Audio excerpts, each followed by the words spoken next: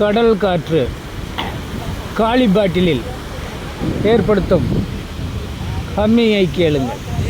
இதற்காக கடலூர் கடற்கரைக்கு வந்து காலி பாட்டிலை கடல் காற்றிலே காட்டி இந்த ஹம்மிங்கை உங்களுக்காக கட்ட வைத்து காட்சிப்படுத்துகிறேன்.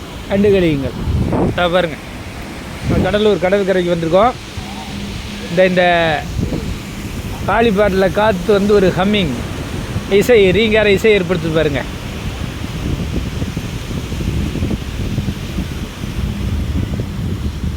பாருங்க, இதுதான் நேச்சுரல் ஃப்ரீக்வன்சி மியூசிக். இயல்பான இசை இதுதான். இதைத்தான் ஓம் என்கிறார்கள், ஒலிக்கப்படாத நாதம் என்கிறார்கள். பாருங்க,